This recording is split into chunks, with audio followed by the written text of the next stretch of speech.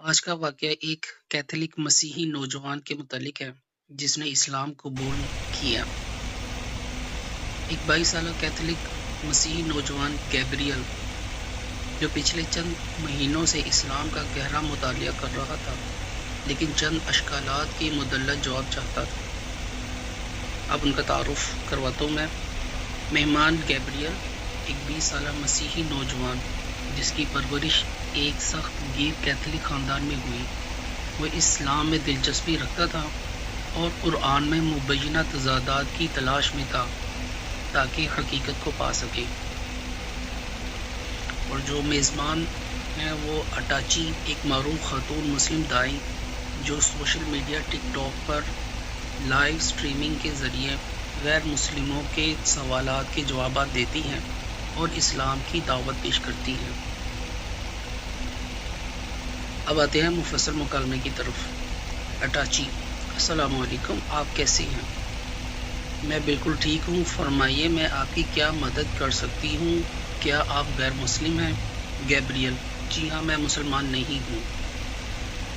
اٹاچی: آپ کے مسلمان نہ ہونے کی کیا وجہ ہے؟ گیبریل: میرا خیال ہے کہ اس کتاب قرآن کے اندرونی اور بیرونی بیانات میں کچھ تضادات موجود ہیں۔ اٹاچی: آپ کے ذہن میں جو بھی اندرونی یا بیرونی مسائل ہیں وہ سامنے لائیے، اگر میں ان کا تسلی بخش جواب دے دوں تو کیا آپ اسلام قبول کر لیں گے؟ گیبریل: جی ہاں، بالکل۔ مثال کے طور پر جنین ایمبریو کے بارے میں قرآن کہتا ہے کہ پہلے ہڈیاں بنتی ہیں اور پھر ان پر گوشت چڑھایا جاتا ہے، لیکن جدید سائنس کے مطابق یہ دونوں عمل بیک وقت ہوتے ہیں۔ اٹاچی: قرآن میں یہ کہاں لکھا ہے کہ ہڈیاں پہلے بنتی ہیں اور گوشت بعد میں؟ آپ انگریزی ترجمے کے الفاظ پر جا رہے ہیں، لیکن اگر ہم اصل عربی متن کو دیکھیں تو وہاں ترتیب کے لیے استعمال ہونے والا لفظ بدل جاتا ہے۔ جہاں نطفہ، علقہ، مضغہ کا ذکر ہے وہاں ایک خاص ترتیب کا لفظ استعمال ہوا ہے، لیکن جب ہڈیوں اور گوشت کا ذکر آتا ہے تو عربی میں فکسونا کا لفظ استعمال ہوا ہے، جس کا مطلب یہ ہے کہ وہ چیز پہلے سے وہاں موجود تھی، نہ کہ بعد میں پیدا کی گئی۔ یہ قرآن کا تضادات نہیں بلکہ ایک معجزہ ہے۔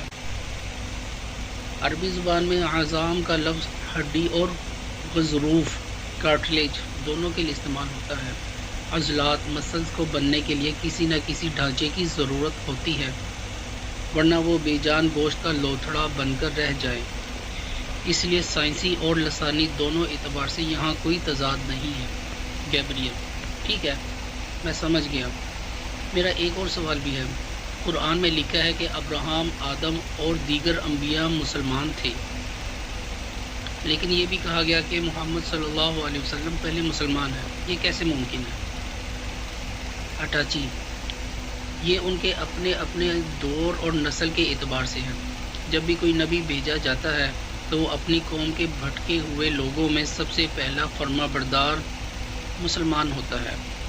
موسیٰ علیہ السلام اپنے دور میں پہلے مسلمان تھے، عیسیٰ علیہ السلام اپنے دور میں، اور نبی کریم صلی اللہ علیہ وسلم اپنے دور کے پہلے مسلمان تھے۔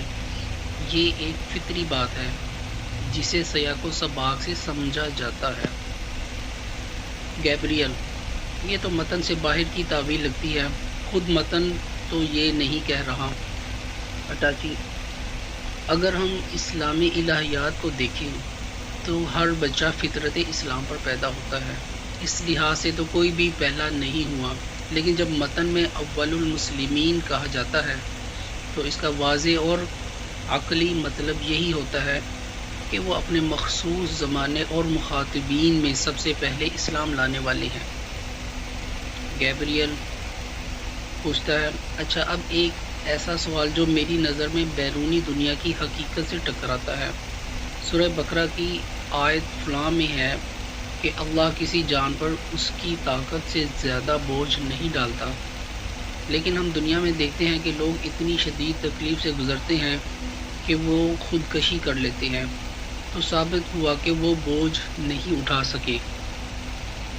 اٹاچی: وہ اس بوجھ کو اٹھا سکتے ہیں، لیکن وہ خود زندگی کا خاتمہ کرنے کا فیصلہ کرتے ہیں۔ دنیا میں ایسے لوگ بھی گزرے ہیں جن کے پورے خاندان ختم ہو گئے، لیکن وہ جیتے رہے۔ تکلیف کو ناپنے کا کوئی مادی پیمانہ نہیں ہے۔ انسان جب خود کو معاشرے سے کاٹ لیتا ہے اور مصائب پر صبر کرنے کے بجائے ہار مان لیتا ہے تو وہ ایسا قدم اٹھاتا ہے۔ یہ قرآن کا تضاد نہیں بلکہ انسان کا اپنا ذاتی انتخاب ہے۔ گیبریل سوال کرتا ہے، گویا آپ کہہ رہے ہیں کہ یہ کوئی معروضی چیز نہیں بلکہ موضوعی ہے۔ ٹھیک ہے، میں اس بات کو تسلیم کرتا ہوں۔ اچھا یہ بتائیے کہ جب اسلام میں انبیاء کو معصوم سمجھا جاتا ہے تو قرآن میں نبی کریم صلی اللہ علیہ وسلم سے کیوں کہا گیا کہ ہم نے آپ کے گناہ معاف کر دیے؟ اٹاچی جواب دیتی ہیں، وہاں اصل عربی لفظ ذنب استعمال ہوا ہے جس کا ترجمہ انگریزی میں گناہ کر دیا جاتا ہے، لیکن اس سے مراد انسانی لغزشیں یا تقاضے ہیں، نہ کہ کوئی دانستہ گناہ یا نافرمانی۔ نبی کریم صلی اللہ علیہ وسلم گناہوں سے پاک تھے۔ وہ اگر دن میں 70 بار استغفار کرتے تھے تو وہ امت کو سکھانے کے لیے اور اللہ کے شکر گزار بندے بننے کے لیے تھا، نہ کہ گناہوں کی وجہ سے، جیسے سورہ عبس میں ایک نابینا صحابی کے آنے پر توجہ ہٹانے کا ذکر ہے۔ وہ کوئی گناہ نہیں تھا بلکہ ایک انسانی فیصلہ تھا جس پر اللہ نے بہتر رہنمائی فرمائی۔ گیبریل پھر سوال کرتا ہے، ٹھیک ہے، لیکن ایک حدیث میں نے پڑھی ہے کہ نبی صلی اللہ علیہ وسلم نے عائشہ رضی اللہ تعالی عنہا کو مارا جس سے انہیں درد ہوا، کیا یہ گناہ نہیں؟ اٹاچی جواب دیتی ہیں، اول تو وہ مارنا نہیں تھا بلکہ انہوں نے رات کو نبی صلی اللہ علیہ وسلم کا پیچھا کیا تھا تو آپ صلی اللہ علیہ وسلم نے انہیں احساس دلانے کے لیے سینے پر ہلکا سا ہاتھ مارا یا دھکیلا تھا۔ درد ایک موضوعی چیز ہے، لیکن خود عائشہ رضی اللہ تعالی عنہ کی دوسری روایت موجود ہے کہ نبی صلی اللہ علیہ وسلم نے زندگی میں کبھی اپنی کسی بیوی یا خادم پر ہاتھ نہیں اٹھایا۔ ہمیں تمام روایات کو مجموعی طور پر دیکھنا ہوتا ہے۔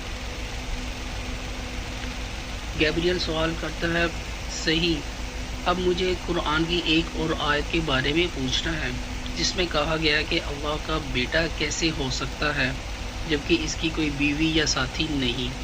مسیحی اس پر اعتراض کرتے ہیں کہ کیا خدا کو کسی کام کے لیے کسی چیز کی ضرورت ہوتی ہے؟ اٹاچی، یہ آیت دراصل مشرکین مکہ کے اس عقیدے کا رد کر رہی ہے جو کہتے تھے کہ خدا کی بیویاں اور بیٹیاں ہیں۔ اللہ یہ سمجھا رہا ہے کہ تم خدا کو انسانوں پر قیاس کر رہے ہو، وہ اس قسم کے انسانی ملاپ اور ذریات سے پاک ہے۔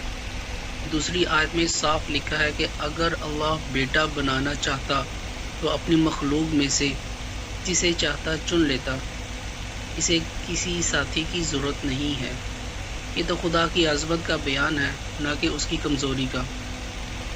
گیبریل، جی میں سمجھ گیا، میں نے اسلام کے سچے ہونے کی کچھ نشانیاں اور بھی دیکھی ہیں، جیسے قرآن میں یوسف علیہ السلام کے دور کے حکمران کو بادشاہ اور موسیٰ علیہ السلام کے دور کے حکمران کو فرعون کہا گیا، جبکہ بائبل میں دونوں کو فرعون کہا گیا ہے۔ یہ ایک ایسا باریک فرق ہے جو صرف خدا ہی رکھ سکتا ہے۔ اس طرح بائبل میں یوسف علیہ السلام کے دور میں اونٹوں کا ذکر ہے، جبکہ اس دور میں وہاں موجود ہی نہیں تھے، جبکہ قرآن نے صاف مسافروں کا ذکر کیا ہے۔ اٹاچی، بالکل، اگر قرآن بائبل سے نقل کیا گیا ہوتا جیسا کہ کچھ مستشرقین دعویٰ کرتے ہیں تو قرآن بائبل کی ان تاریخی غلطیوں کو بھی دہراتا، لیکن قرآن کا ان غلطیوں سے پاک ہونا ثابت کرتا ہے کہ یہ اللہ کا کلام ہے جو سب کچھ جانتا ہے۔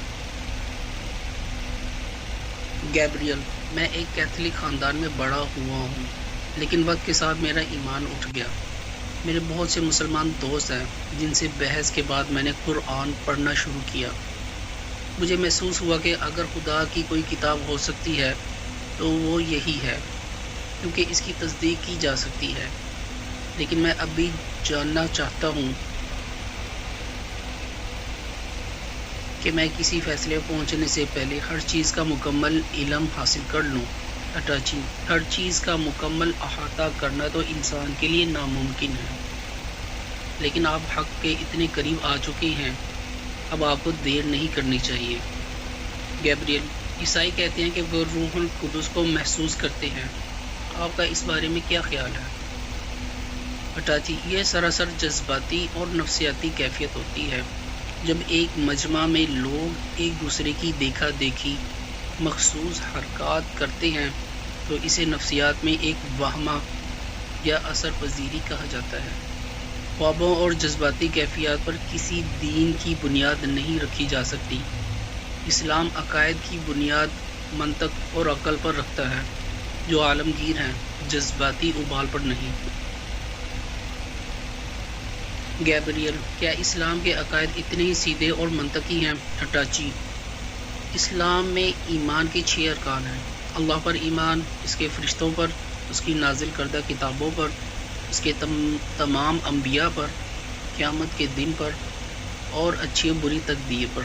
کیا آپ ان باتوں میں سے اتفاق کرتے ہیں؟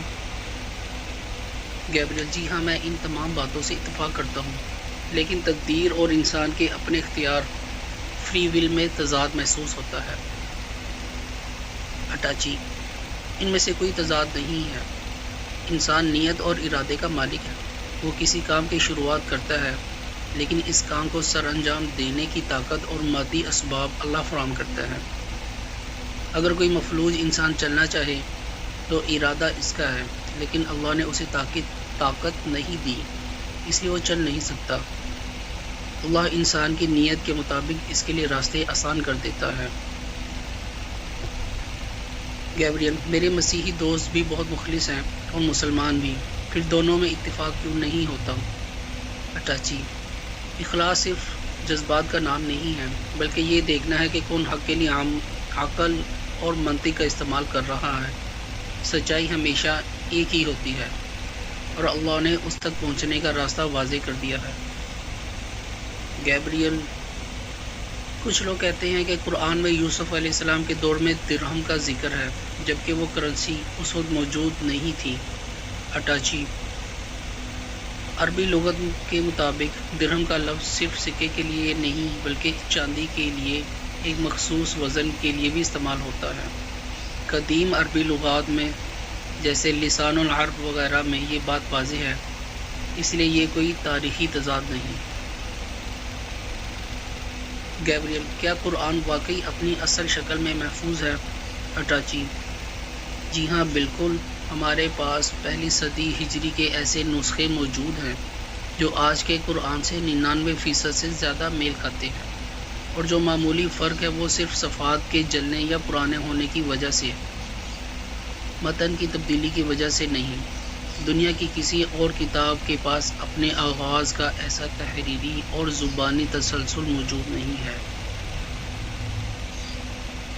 گیبریل: زبانی روایت کے بارے میں ایک ملحد داعی نے اعتراض کیا تھا کہ صحابہ کے درمیان قرأت پر اختلاف ہوا تھا۔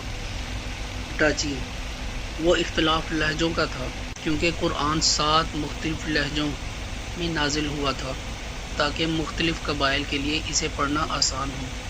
نبی کریم صلی اللہ علیہ وسلم نے خود ان مختلف قرأتوں کی تائید فرمائی تھی۔ یہ تضاد نہیں بلکہ اللہ کی طرف سے دی گئی رخصت تھی۔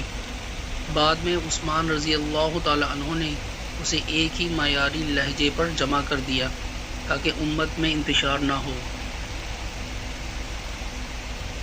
گیبریل: آپ کی ان باتوں نے میرے تمام شکوک و شبہات دور کر دیے ہیں۔ میں پچھلے 10 مہینوں سے تحقیق کر رہا تھا، اب میں اسلام قبول کرنے کے لیے تیار ہوں۔ اٹاچی: اللہ اکبر، یہ بہت بڑی خوشخبری ہے۔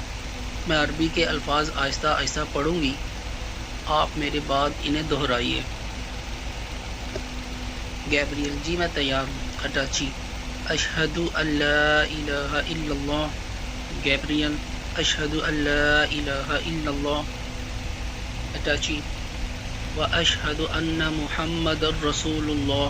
گیبریل: واشہد ان محمد رسول اللہ۔ اٹاچی: الحمدللہ، اللہ اکبر۔ میرے بھائی، اب آپ مسلمان ہو چکے ہیں۔ میں انگریزی میں بھی اس کا مفہوم بتا دیتی ہوں۔ کہ میں گواہی دیتا ہوں کہ اللہ کے سوا کوئی معبود نہیں، محمد صلی اللہ علیہ وسلم اس کے آخری رسول ہیں۔ گیبریل: جی بہت شکریہ، میں تھوڑا گھبرا رہا ہوں اور نروس محسوس کر رہا ہوں۔ اٹاچی: گھبرانے کی کوئی بات نہیں، یہ ایک بہت بڑا اور مبارک لمحہ ہے۔ میری آپ کو یہ نصیحت ہے کہ اب سوشل میڈیا کی بحثوں سے دور ہو جائیں، اپنے مسلمان دوستوں کے ساتھ مسجد جائیں اور حقیقی زندگی میں اسلامی معاشرے کا حصہ بنیں۔ اب آپ غسل کر کے پاک ہو جائیں، اللہ سے دعا کریں، آپ کے پچھلے تمام گناہ نیکیوں میں بدل چکے ہیں اور خدا کے ہاں آپ کا مقام اس وقت ہم سب سے بلند ہے۔ میرے لیے بھی دعا کیجیے گا۔ گیبریل: میں آپ کے لیے ضرور دعا کروں گا۔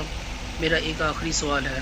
سورہ انبیاء کی آیت 78 میں ہے کہ انسان جلد باز پیدا ہوا ہے۔ میں تمہیں عنقریب اپنی نشانیاں دکھاؤں گا، بس تم مجھ سے جلدی مت مچاؤ۔ اس کا کیا مطلب ہے؟ اور خدا اپنے لیے میں اور ہم دونوں الفاظ کیوں استعمال کرتا ہے؟ اٹاچی: جہاں تک ہم یا میں کا تعلق ہے تو یہ عربی زبان اور سامی زبانوں کا ایک اسلوب ہے جسے رائل پلورل یا شاہانہ صیغہ کہا جاتا ہے، جو عظمت اور جلال کو ظاہر کرنے کے لیے استعمال ہوتا ہے۔ اس سے مراد جمع نہیں ہوتی، اور نشانیوں سے مراد وہ عذاب کی وعیدیں یا فتح کی بشارتیں تھیں جو کفار مکہ نبی صلی اللہ علیہ وسلم سے جلدی مانگتے تھے اور مذاق اڑاتے تھے۔ اللہ نے فرمایا کہ وقت آنے پر سب کچھ واضح ہو جائے گا۔ مہمان: آپ کا بہت شکریہ کہ آپ نے میرے سوالات کے جواب دیے اور مجھے لائیو سٹریم پر آنے کا موقع دیا۔ اٹاچی: جزاک اللہ خیر میرے بھائی، اپنا خیال رکھیے گا، اور ایک بار پھر آپ کو اسلام کی دولت مبارک ہو۔ اللہ حافظ۔